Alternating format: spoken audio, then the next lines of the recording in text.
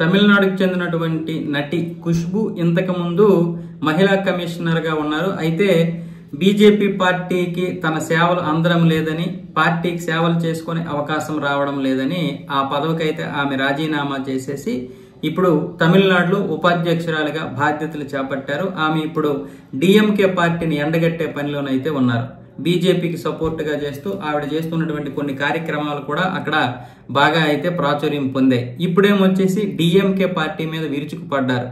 కేంద్ర ప్రభుత్వం విద్యార్థులకి, వృద్ధులకి, పేదవారికి ఇస్తున్నటువంటి పథకాలు వాళ్ళకి అందకుండానే వాటికి సీఎం స్టాలిన్ తన పేర్లు, తన స్టిక్కర్లు వేసుకుని తన యొక్క డబ్బా కొట్టుకుంటూ తనేదో ఇక్కడ ఉద్ధరించినట్లుగా ఫోజు కొడుతున్నాడంటూ ఖుష్బూ అయితే దీని వ్యాఖ్యలు చేశారు. అంతేకాకుండా తన దగ్గర ఉంచుకున్నటువంటి మంత్రిత్వ శాఖ మీద కూడా అతను సరైనటువంటి అవగాహన లేదు, సరైనటువంటి నిర్ణయాలు తీసుకోలేకపోతున్నాడు. రాష్ట్రంలో అత్యాచారాలు, దోపిడీలు, దౌర్జన్యాలు ఎక్కువైపోతున్నాయి. వీటి గురించి కూడా త్వరలో నేను ఒక ఎవరికి తెలియనటువంటి ఒక నర్మగర్భమైనటువంటి సత్యాన్ని చెబుతాను. దాన్ని విన్న తర్వాత డిఎంకే పార్టీ వాళ్ళకే సీఎం స్టాలిన్ అంటే అసహ్యం వేస్తుందంటూ ఆవిడైతే సంచలన వ్యాఖ్యలు చేశారు. ఇవన్నీ కూడా రాజకీయ విమర్శలే తప్ప ఇందులో ఎటువంటి ప్రాధాన్యత లేదని మిగతా వారు కూడా కొట్టిపారేశారు.